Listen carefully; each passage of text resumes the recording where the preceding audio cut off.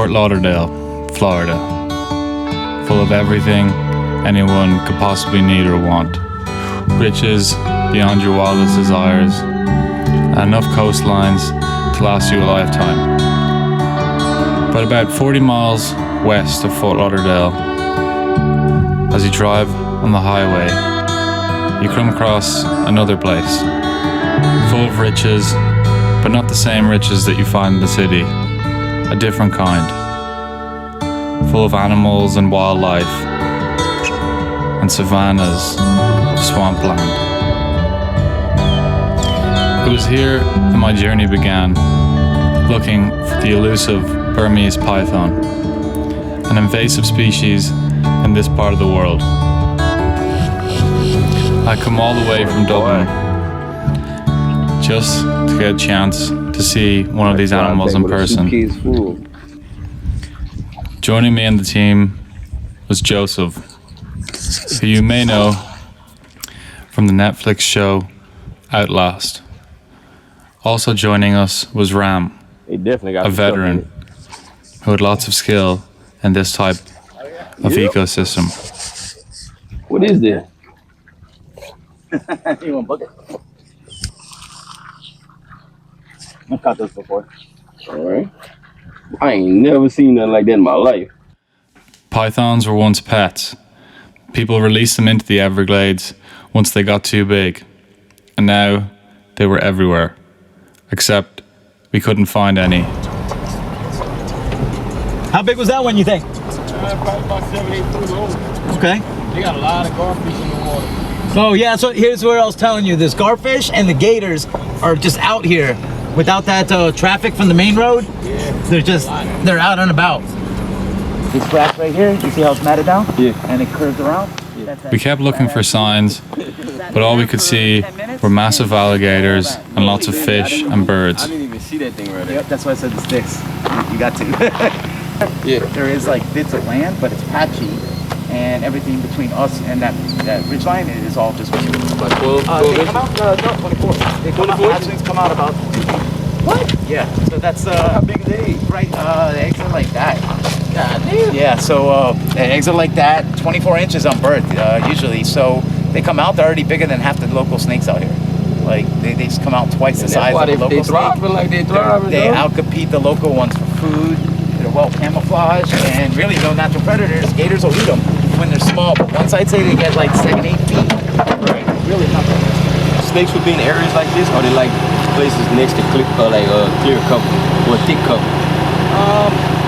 There could be like in areas like this, they like thicker cover better, but and there's too many gators here that I wouldn't expect to see a snake. Right. You could see a big snake coming through like all these gators and not give a shit. That's a little less common, and I don't know how much land there is out there. But I mean, areas like this, even nesting in the side of the canals, they found other animals who will actually burrow into the side of the canals, and snakes will go in there and get a meal and wait out a cold front. Like just on the side of the canals, that's another reason we're scanning from here to there. If you walk along like a mile, I'd say you find at least 3 or 4 like tiny little holes. So usually they're empty. Sometimes they got ground bees. Snakes don't live in there, even with ground bees too. The bees don't bother the snakes, and the snakes don't bother their bees. So they actually get along, and if anything, one protects the other. Joseph was excited. Coming from Louisiana, he'd never got a chance to hunt the mythical python. But it wasn't easy, and far harder than he ever imagined, and far harder than I could ever have imagined. Oh no. You said you got a headlamp or no? Oh no. I hate the way a snake smell. Like them water moccasins. They fucking stink. I can spot one. I can smell it before I see one. Hey Joe, you just real quick, you see that pile of rocks right there? Yeah. All those ferns is covered those rocks like that. Bayou, So another member of the Outlast team, joined us on our hunt. So you can't see the rock. All this, but I don't know, we think there might be snakes. So this little trail goes all the way to that palm tree, turns right towards the power lines, and then stops because there's that big canal parallel to the road we were on. Okay. But all that road they catch them, and all the road on the left they catch them. So why not be in here? You know, like the rocks, that's like a perfect natural cave for them. which we're not going to find them obviously in the bottom of the rocks, but if they're out catching that bit of sun, if the sun comes back out, wind comes back out, I don't know, it might be good. I feel like they got some snakes in there. With my stick, I didn't actually step on it. Poked it with my stick.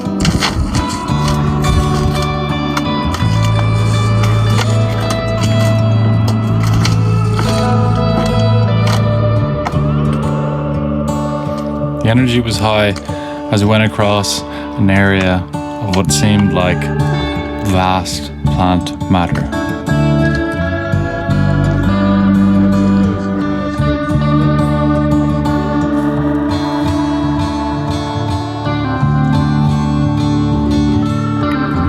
The vegetation was tough, but we finally reached an area that had an opening.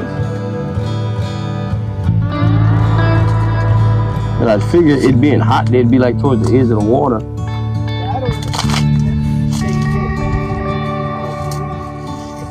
It's not oftentimes you'll pass by them and they won't move.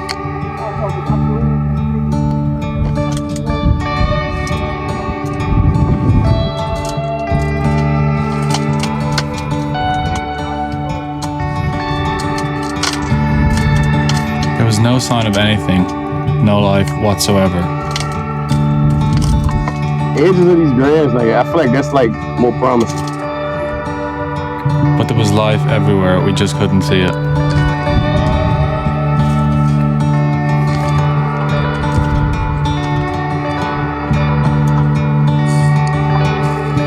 We kept an eye out for any signs that would indicate that a snake might live nearby.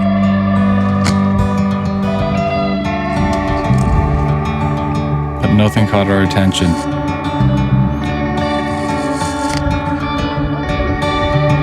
This. Yeah. It soon dawned on us that it wasn't going to be as easy as the TV shows. I wish it was a snapping turtle though. But this is gonna be alright for now. So how'd you find it? It was about to, most likely was about to cross the road, so I'm gonna help it.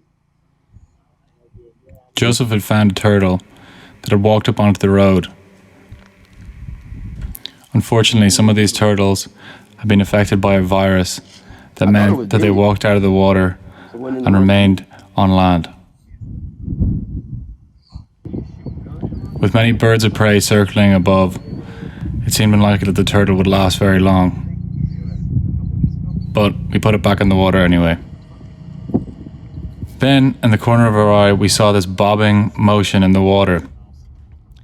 But it turned out to be a stick. Sorry? It's not better with the window then? The window down. So we continued on into sunset, looking for any signs of any life. The theory was that as it got cooler, animals would start to come out. It wasn't that far. Joseph spotted a snake. Right here.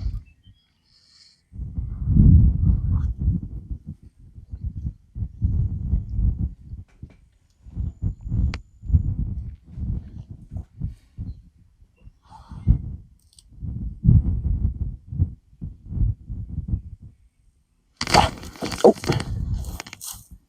No, he went under the grass. What was it? A little racer. Oh, okay. I know I seen it though. Yeah, dude, he scurried under there so quick. Yeah. Yeah, you see these layers in the grass, right? So they'll be under those. Yeah, he got away. The Everglades was incredibly beautiful. The sun was setting on our first evening, and even though we didn't find any Burmese python, the wildlife itself was absolutely breathtaking. Everywhere you looked, it was a noise, or some beautiful light, or amazing scenery that made you go completely speechless and in awe of the incredible beauty of nature. We saw some rival python hunters, and we continued our search well into the night. Sometimes the pythons would appear on the road in front of you, or another snake species would appear and look like a black log. name should have had a ring to it. Love life, I don't wanna think through it. Mixing moonshine with the whiskey. Keep a dirty pistol riding with me. Case I'm feel a little frisky. I'm down to down, take a nigga with me. Love to hit the bars, but I go to church. Swerving lane to lane with the troopers lurking. Running late, I might miss the worship, but just in time for me to get the word. Mind gone between love and leave. Got me smoking beer, and I'm drinking weed. A praying man, and I love to teach, but I love. We spotted a couple of more snakes along the way, but none of them with a python. Alright, with these, yeah, they're definitely a cottonmouth. No, not a cottonmouth. Yeah, it's not a cottonmouth. Yeah, not a cottonmouth. You can tell by the head. Yeah, he's mimicking, but he's not. Save me.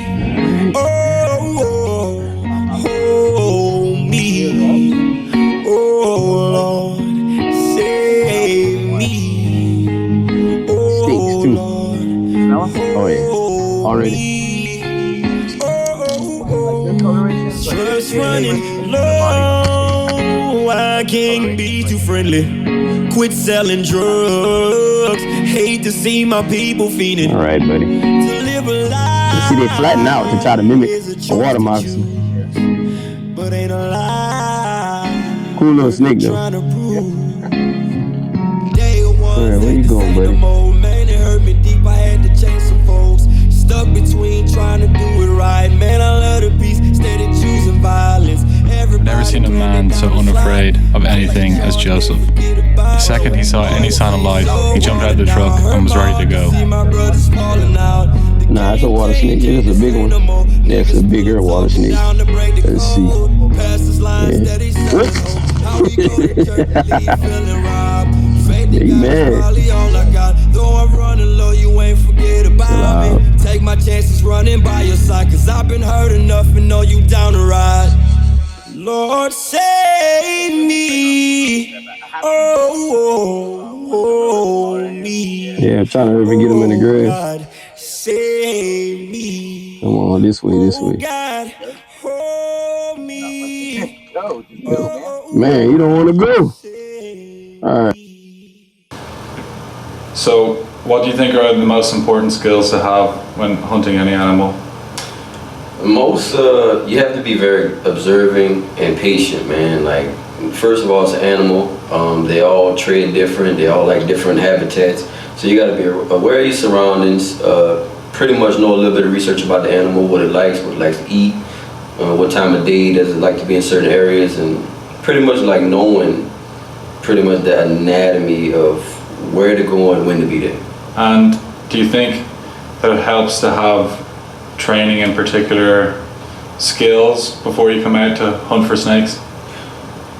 In most people's cases, yes, but me being the person I am, I'm DDS, die doing something. I'm gonna just wing it and then get active, and whatever the outcome is, it is what it is. But normally, bro, just be at one with nature and just go looking and feeling around. Be careful and keep your head on the swivel. And 9 times out of 10 you go run into what you're looking for.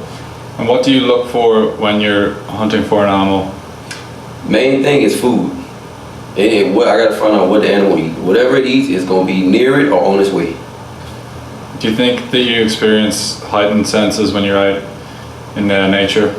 Oh man, like I turn into Superman whenever I hit the woods or the water, man. Like when my IQ is high, like my awareness is on 110. It's just when I go in there, it's like I lock in, I focus. It's no phone, no kids, no woman. It's nothing distracting me. And I'm at one with God and everything He created. So do you feel like you're in touch most with the higher power when you're in nature? Oh, most definitely, man. When I'm disconnected, that's when I'm most connected. Disconnected from society? And all this BS and crafts and technology. Like when I'm disconnected from all that, that's when I'm most closest to God. What do you think it is about our society that keeps us separated? Expectation and convenience. We're spoiled, and we just want things our way, and a lot of our ways is not the way God intended life to be. Do you think that nature being simplistic makes it easier? Yeah, less is more, man. Less is more. When you adapt that understanding, like, you start to appreciate life and for what it is, and you start to see the value in things that you take for granted. So less is more. So what's the technique for any big prey animal, like any animal that you're trying to catch? Is there a particular technique you go to? Assess the situation before you dive in, man. Be aware of where the danger points is, the mouth, the claws, whatever that animal used to defend itself. Like, it's educate yourself on how to approach that. And once you get the dangerous points of an animal under control, then the rest is just limp. What is the best strategy for getting yourself out of danger in a nature environment? Staying cool. You have to stay calm whenever shit hit the fan. Like, that's the best way to keep yourself from getting killed and to keep yourself from getting hurt. Because when you're panicking, you don't think, you make impulse decisions, and sometimes those decisions can be fatal and really, really bad. How do you control your heart rate when you're in a stressful situation? I mean, adrenaline's gonna do what it do, but it's all a matter of just being there and just repetition, doing it over and over again. You're never gonna be completely calm in the midst of your life being threatened or just being, at risk of being hurt really bad. So you're always gonna be on 10, but you just gotta kind of slow down your breathing, back up if you can, or get in a spot where you can kind of get a feel of the situation before you actually proceed. Do you think the intensity of those situations help you deal with stress in other parts of your life? Oh yeah, man, it's like it's a dopamine rush, an adrenaline rush. Like, being outside in these situations I put myself in with these animals and in nature, it's like a sense of accomplishment, man. It's that dopamine, that war dog, and you get fed, that accomplishment of, I just caught this big ass animal that could have killed me or hurt me really bad. And sometimes if it's a catch and release, it's fulfillment, and sometimes it's a catch, clean, and cook, and it's fulfilling. What about conservation? What do you think are the best things that we can do for the Everglades? Man, best thing for the Everglades is have integrity, man. Do the right thing when nobody's looking. Pick up your trash, don't abuse, don't overharvest. Be mindful of what you're doing at all times. Pick up your, your hunting equipment. Fishing string, that's another deadly thing. Like, man, look, don't throw it in the water because something's gonna get tangled up in it. Not just fish, live in water. There's birds, there's gators, there's otters, there's a bunch of different animals. So as long as you have good integrity and do the right thing when nobody's looking, that's the best way to preserve it. What helps you to overcome difficult things in your life? The woods and the water, man. Like, that separation, man. Like, the best thing is just to get away from it, bro. In the midst of a problem, you can't solve it. So you got to step back and assess it. And my step back is to just completely get away from it. Go deep in the woods where I can just hear my heartbeat and the things God created, and also God. I mean, you don't speak to you, whisper in your ear, but it's sometimes your conscience. It'll be yelling loud as day, but you can't hear it if you're answering the phone in the work office, at the house with the kids, with the woman nagging you about a honey-do list. Like, that disconnect and go in the wilderness, bro, that's some of the greatest ideas I've come up with. I've wrote the best songs, in the woods. Like, just, it's something I can't explain, but it's understood. What would you say to anyone who's thinking about starting to go out tracking any animal or just spending more time in nature? Do your homework.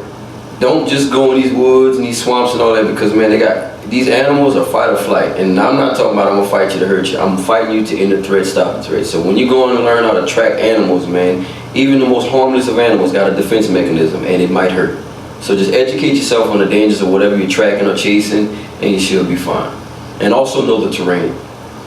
I'm working on that one day. I gotta get a light bar. I don't want to poke holes in the roof. After a day of rest, we headed back out at night again to look for any signs that might lead us to the python.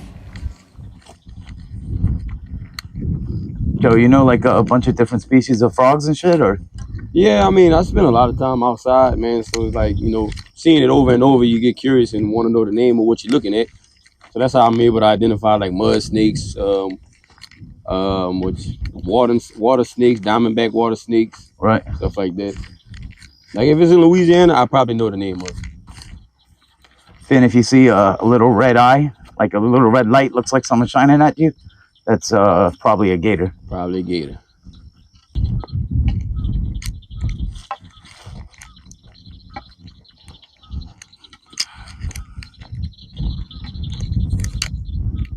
It really is hitting a lot, and like decent size 12, 13 footers, like a lot. Clean, I don't even want to use it. What? There's something extra.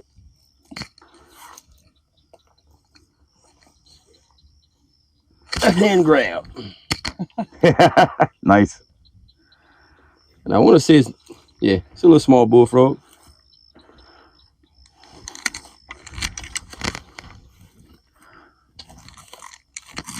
Pretty. Yeah, it's lovely. There's a tilapia right here. I know one thing, that if there is an apocalypse to ever happen in the future, I want Joseph to be somewhere near me. Catfish or what?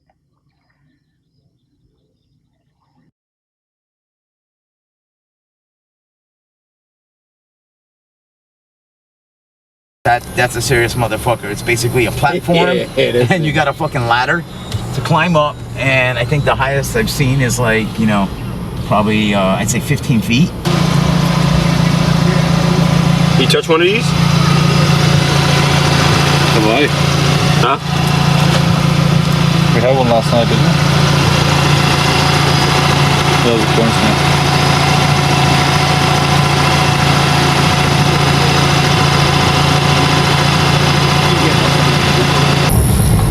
Okay, well, shoot me a text whenever you make it home. I'll probably still.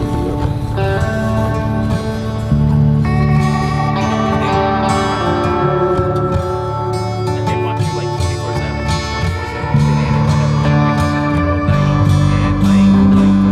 And like steal their shit.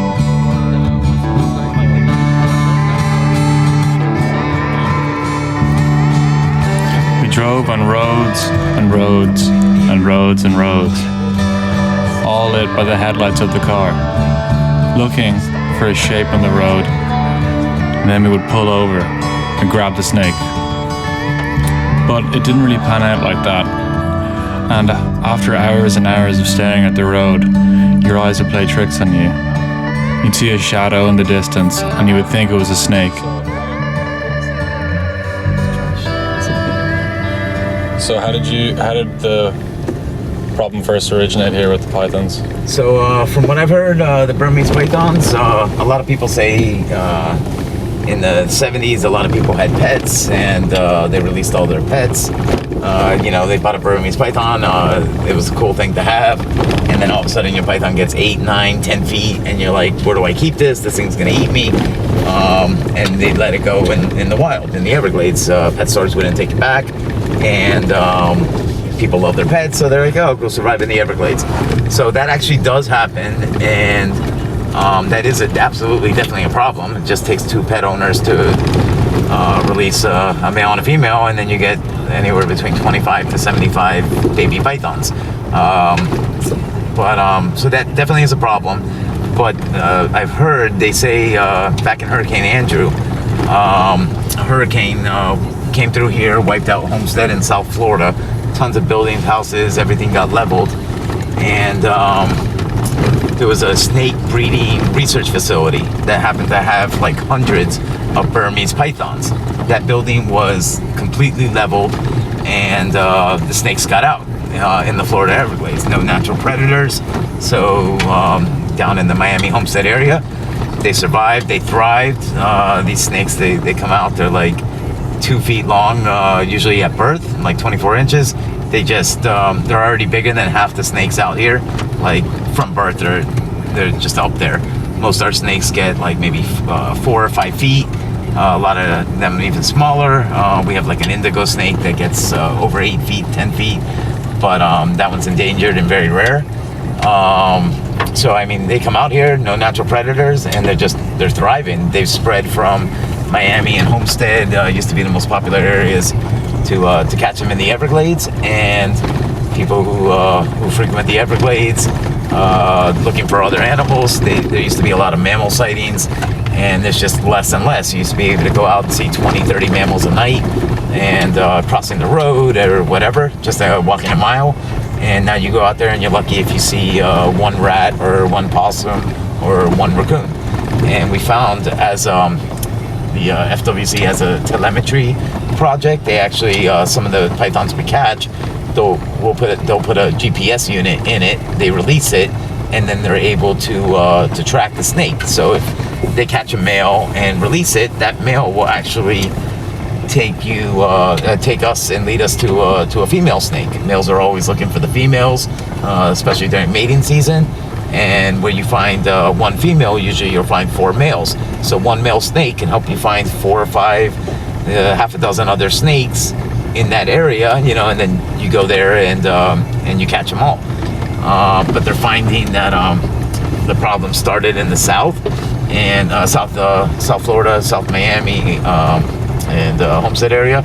And as there's less and less food for the snakes to prey on, they've just moved north and west, all the way down to West Naples and all the way north up here. And they're just spreading. Everglades is all the way from Lake Okeechobee all the way down to the Florida Keys. And that whole area has just been infested with Burmese pythons, and they're migrating following the food supplies. Nice. That's great. Yeah. Yeah, very good. It's anywhere between 1 to 4 feet, I'd say. Right here at the beach? Yeah, that's the problem. Yeah, you could be walking in a couple inches, but... We went off-roading. We saw a couple of raccoons, a little family, and we thought maybe they would be some great little prey for a hungry Burmese python. But they disappeared, like everything else. It was incredible how so much life could just disappear out of sight in a matter of seconds. All this grass right here, like right there on, all of that is water away. So if you see that, yeah, I'll show you right here if you want to look. Yeah, get the staff. Grab me one, please.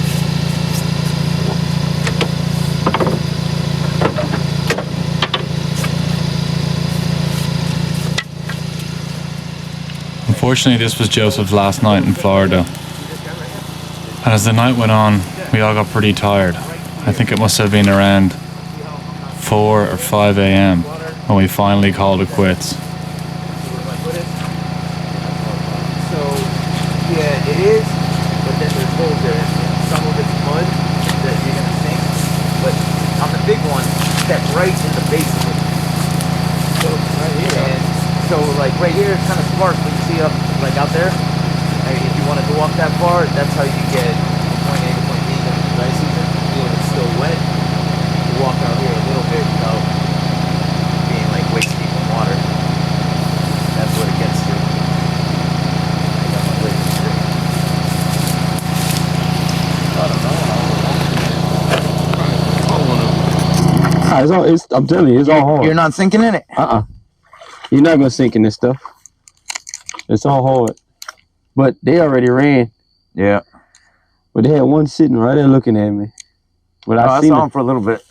Seen the grass moving. Although Joseph was leaving, it was time for me to meet Tom, the founder of the Swamp Apes charity. Its purpose was to help veterans with PTSD recover from their symptoms. This was Tom's car. He had to run away from it one time when he was in the Everglades. When he ran away, it exploded and caught fire. He was a man that was not averse to danger. He was also a man with an incredible life history and story.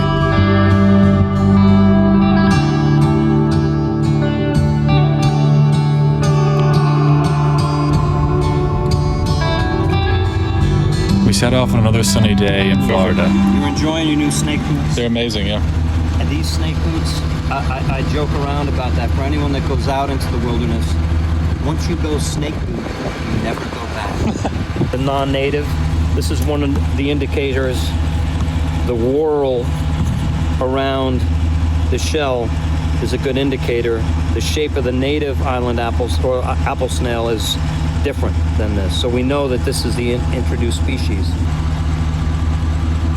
We're going to collect some of Perkin. That's cool. And look for cottonmouths. You can see the beautiful coffee colored, and it's interestingly, it's about the same color as the tannin infused water that's throughout the Everglades. All the plant matter that gets decayed, and the water is that tea-colored, coffee-colored water. So these operculum reflect that. I see people coming out here in sandals or shorts, or it's like, that's great, but really you can't safely go through here. And the sawgrass, which you see through here, this is cattail, but the sawgrass is named that because it has these sharp edges. It's a sage, actually. It's got edges. It's a sedge. Sedges have edges. Rushes are round, right? Like maiden cane is round, but the sawgrass, should be saw sedge, is like a saw. If you go against the grain on a saw, you're going to cut yourself. You go against the grain on sawgrass, it's a nasty, jagged, unruly cut. You know, I'd rather not. And if I see something, and I've done this numerous times, dress appropriately, long pants, long sleeve shirt, fashionable tattoos showing, you could just rush out into the jungle after.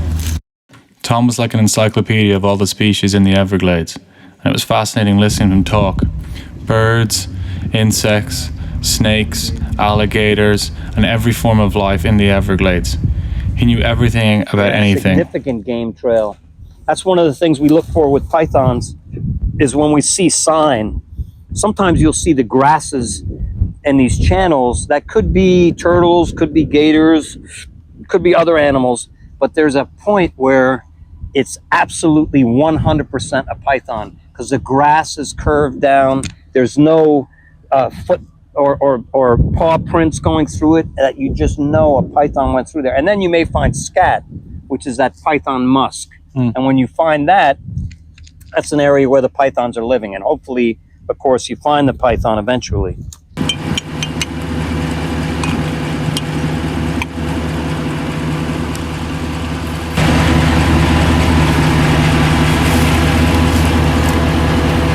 Beautiful, actually. These waterways were man-made as a way to help humans traverse the Everglades. They gave us the ability to drive and scope out a wide range. Unfortunately, we found many turtles on the side of the road. This virus had left them in a sad state. I saw lots of birds in my time in Florida, but unfortunately the snakes were eating the eggs at such a rate that in some regions you wouldn't see any birds. None. Though it's the time of day where they're not going to be out necessarily basking, we have a saying, you never know unless you go. But there's areas right now, we've passed any number of pythons.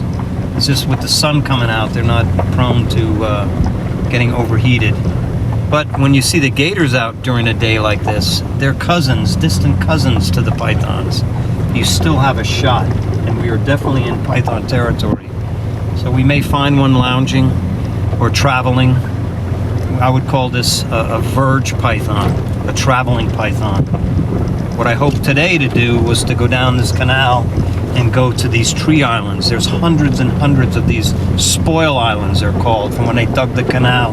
They would drop down this, all the gravel, all the dirt, all the blown up parts of the earth that they took out, excavated to make way for a canal, and created these spoil islands. Each spoil island is like the size of a football pitch. And then there's a gap of like maybe 15 meters, and then another soccer pitch, football pitch, and then a gap of 15 meters, and then hundreds and hundreds of these spoil islands. And on those spoil islands, you'll have a variety of vegetation, but you'll also have habitat that on some of them are conducive to the pythons breeding and living. And there's thousands of these pythons out on these spoil islands. We continued looking and scanning, trying to find any sign of anything that would indicate a python was somewhere. But nothing. Not even an indication, not even an egg, not even a trail. For an animal that can grow up to 25 feet in length, it really was incredible how well camouflaged it was.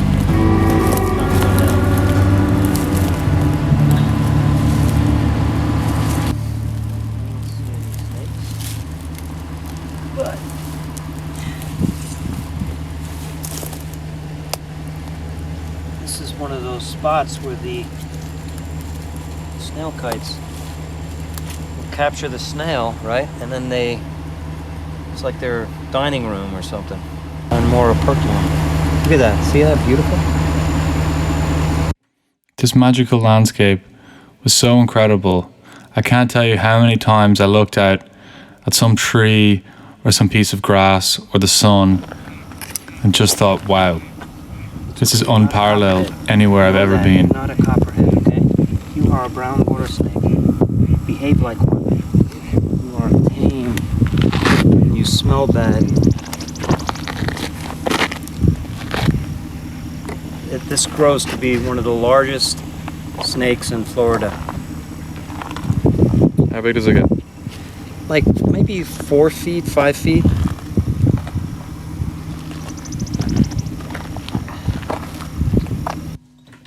Tom follows a guideline by the book. He lets every animal go, and he's a true warden of the Everglades. All he wants to see is wildlife functioning as it should. The Burmese python is an invasive species, and it is destroying the Everglades. Whilst Tom is helping veterans recover from PTSD, he is also helping the Everglades by removing these snakes. These snakes are destroying all the beautiful wildlife that you see here. The sunsets in the Everglades are some of the most beautiful I have ever seen. The sun drips down, and all of a sudden you go into darkness, but it lights the whole area up in this orange-red glow, and it's truly breathtaking.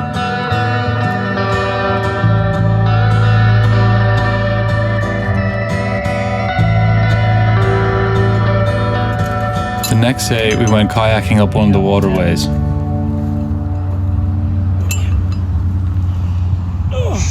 And then you got to be careful because when you throw it on the bank, you definitely don't want to hit a python on the head with this. Just a different plant. Cattails have a wide, flat, broad stalk, blade, right? Coming up, and the sawgrass is actually a... This was an incredible experience for me. Just to look in the water and see a big alligator garfish, or to look up a few meters ahead of me and see an alligator poking its head out of the water.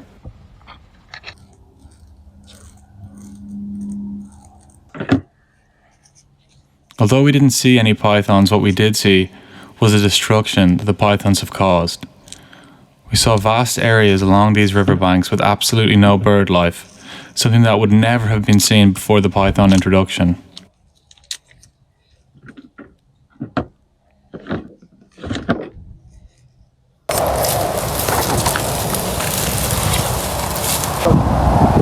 That's wet down there. That's not going to walk through that. One of the reasons why airboats were invented is it's such a difficult environment to move around in. Yeah. Airboats can float over the sawgrass, the cattails, the mud, the water, even on dry ground to a certain degree.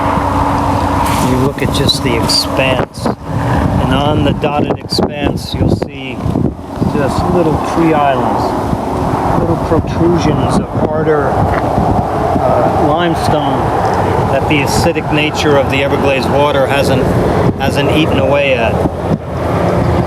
And that's where you'll find mammals, birds nesting, roosting, and then in this case the introduced python. It was warm, very warm. And me being Irish, I was acutely aware of just how hot it was. Tom is in his 70s and he's still going. He's had multiple injuries, but he is so committed to helping this region. I've pulled big honking pythons out of these holes. Iguanas, turtles dig them out. Rodents dig them out, and then the pythons, especially if they're deep enough, will come in, and if there's a resident, it's kind of like they let their loved ones know, like, look, honey, we got a new home, and it comes with a stocked refrigerator.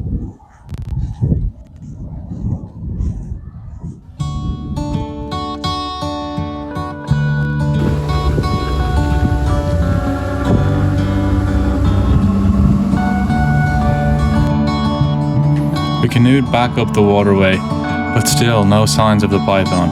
Nothing. I was starting to feel like that it was destiny that I wasn't going to see one. So I took a break and I embraced the Super Bowl, something I hadn't experienced in the States before. The next day I was ready to go again. The Everglades still looked as amazing as it did the first time I arrived. What I'm seeing is a deep hole beneath the vegetation. You can see a cavity, and then out of the cavity you can see how the grasses and the vegetation is matted down, right? And then there's a hole. Pythons will just push through, poke a hole, and it's a round hole going through vegetation. So this very possibly has a resident python.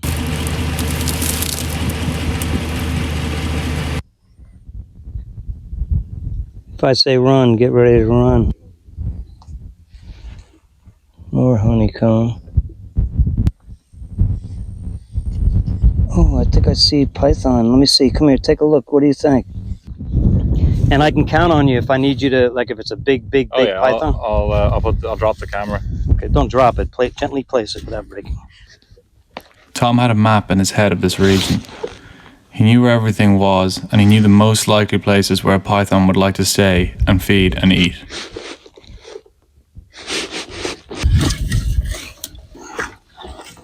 He investigated this hole for about 20 minutes, and he noted it on his little map.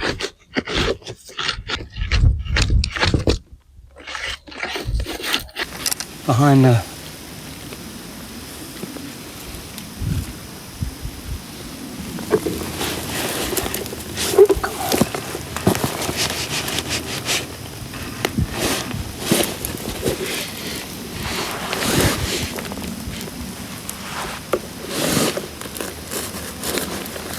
No animals there, but you clearly see sign, like we saw a sign of an animal going in and out. Now that the beehive has been relocated, a python could very likely want to use this as a nest hole. The next time you see any show claiming that they just find pythons or they just stumble across them or they catch one every 5 minutes, that may be true in some extreme circumstances, but the reality of it is that these animals are very, very hard to find. And if you do find one, you'd want to be prepared, because these things are big and they're strong.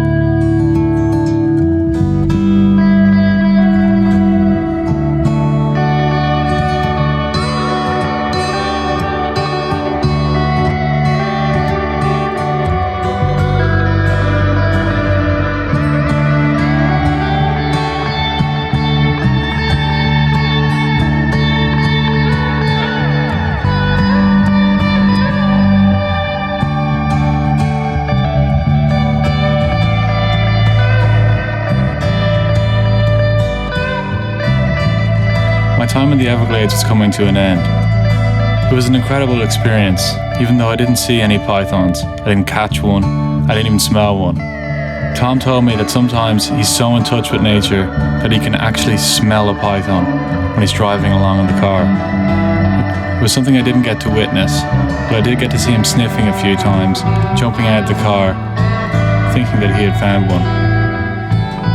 But it wasn't meant to be, and that was okay.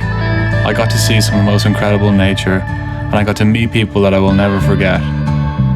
The next day we traveled down towards Everglades National Park, and we saw more wildlife.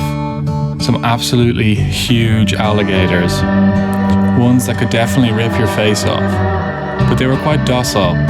They didn't seem to really care as long as you didn't bother them. Like a lot of the animals in the Everglades, they don't really care unless you get in their face. And even though the exterior or the idea of the Everglades is some fierce, dangerous, scary, or haunting place, this is not true. It's just beautiful. It's so incredibly beautiful, and it needs to be protected. And whilst I didn't get to catch a python, Tom sent me a video of him catching one, just so you could see it.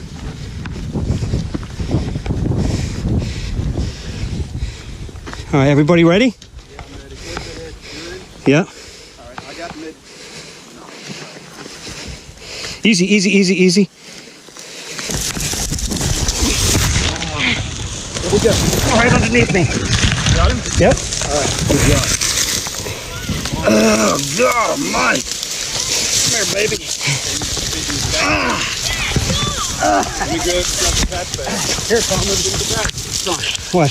you want to take his head? I got his head. Back, okay? Yeah. Just stretch him out.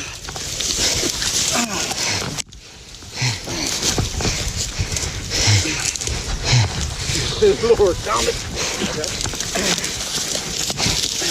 Stretch him out. Get him, Joe. Stretch him out. Stretch him out. All right, let's start moving him up.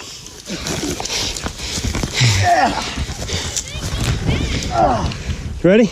Oh, he's an animal. Hey, he's evil. All right, we're gonna go up. Start directing us, man. Mikey. Okay, step. I'm good. All right. Woo! Oh, he's squeezing me. Get out. I'm good.